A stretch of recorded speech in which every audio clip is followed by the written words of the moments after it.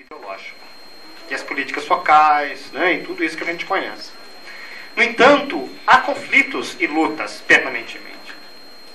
E lutas que hoje começam a ter um mínimo de organicidade. É o movimento do hip hop, é o movimento de mães que estão lutando para denunciar os assassinatos de seus filhos. São movimentos de trabalhadores desempregados.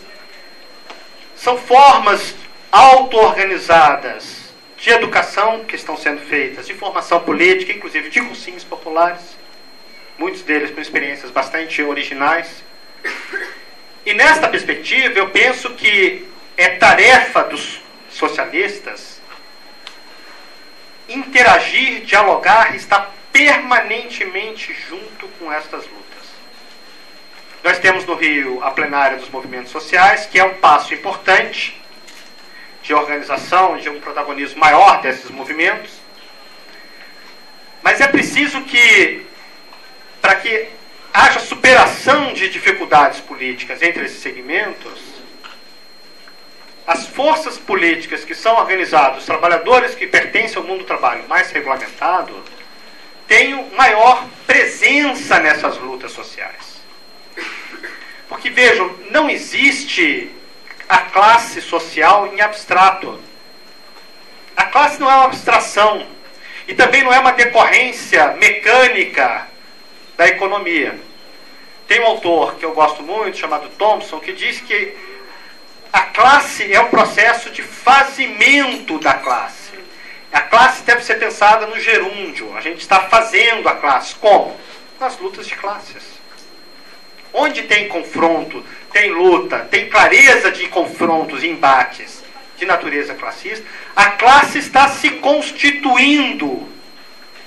E a nossa classe social não pode ser pensada, as classes sociais que estão em luta, não podem ser pensadas por uma lente eurocêntrica.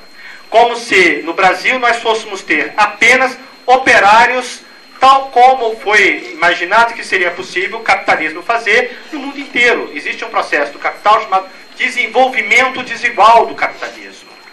Esses trabalhadores muito precarizados, muito explorados, não estão fora do sistema do capital, estão dentro do sistema do capital. Aliás, o capitalismo é um sistema que não comporta exterioridade. Por isso que categorias como inclusão social e exclusão social são categorias ideológicas. Porque não há um outro no capitalismo, não há um espaço fora do mercado capitalista.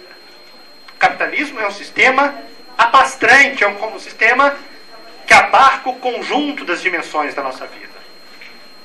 Então eu penso que, eu me detive nessa questão e depois eu vou tentar avançar as outras para não ultrapassar o tempo, mas eu penso que neste momento de crise é fundamental que nós sejamos capazes de pensar os conflitos e as lutas sociais, as lutas de classes, dentro de uma perspectiva concreta, dentro do que está acontecendo no mundo real e não dentro de algo que nós imaginamos que iria acontecer, que é uma diferenciação clássica entre proletários, operários, regulados dentro da fábrica e burgueses que estão controlando o processo do capital, etc., se apropriando mais da via. O mundo real não é assim. Nós temos que entender que esses trabalhadores que estão no que os dominantes querem que sejam bantustões, são parte do processo de luta de classes, em especial quando estão fazendo lutas cada vez mais organizadas. Eu acho que o nosso esforço e a nossa tarefa política sempre é de ampliar, dar organicidade, respeitando a autonomia, mas juntando. E o ato do dia 30 vai ter esse caráter, porque nós conseguimos juntar a plenária dos movimentos, junto com sindicatos centrais, etc., com todas as tensões e contradições, mas é um ponto importante em termos qualitativos de como nós entendemos a luta frente à crise que está em curso. Ari, a tua pergunta é bastante abrangente. Eu vou, aparentemente no início, quebrar essa abrangência, como se eu fosse focar a coisa, mas espero que depois você entenda que na verdade não é isso. Eu estou justamente pegando a abrangência. Você pergunta como criar a consciência na grande massa, na tua fala, de alguma maneira, você deixou transparecer de que a grande massa, não estou dizendo que você pense assim, mas a grande massa não tem uma noção de pertencimento em relação à classe trabalhadora.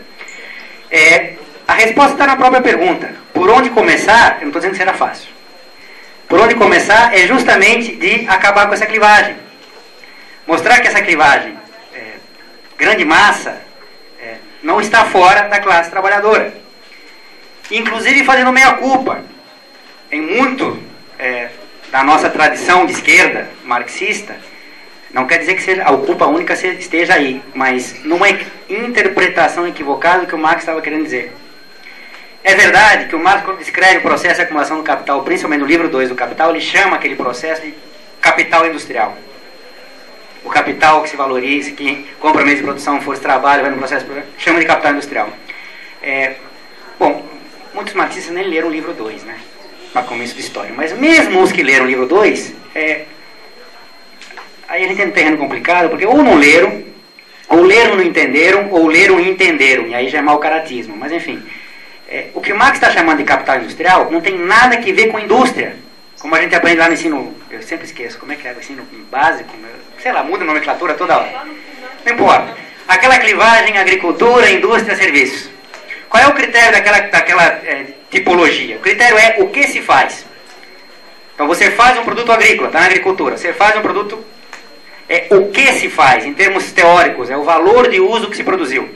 O Marx, ele passa o capital inteiro brigando com o Ricardo, justamente para dizer que o Ricardo entendeu o capitalismo, porque ele acha que o critério do capitalismo é o valor de uso. Não é. O que o Marx está chamando de capital industrial ali é todo capital que percorre aquele processo, compra meio de produção, força de trabalho, entra num processo de produção, produz com mais-valia e vende, é a capital industrial. Esteja onde estiver, qualquer que seja o processo produtivo, notem, inclusive imaterial. E por que Marx chamou de capital industrial? Bom, tem várias pistas, mas uma delas, inclusive, não precisa nem recorrer a problemas de tradução, não porque do alemão. Se a gente for lá no Aurélio ou no Wise, enfim, qualquer dicionário que você tem em casa, e for olhar o verbete indústria, um dos significados para indústria, além desse rastaquera que a gente aprende, indústria é simplesmente fazer. Ponto. Fazer o quê? Não importa. Então você pode estar na agricultura, você pode estar na indústria, você pode estar no serviço. Se você contrata a força de trabalho, tem meios de produção, entra no processo produtivo, produz com mais-valia e vende e obtém lucro com isso, você é capitalista. Isso é capital industrial. Esteja na indústria ou não. Isso é fundamental porque grande parte da esquerda tradicional associou, bom, se capital industrial é indústria, só vai ser força de trabalho, trabalhador proletário, quem está na indústria.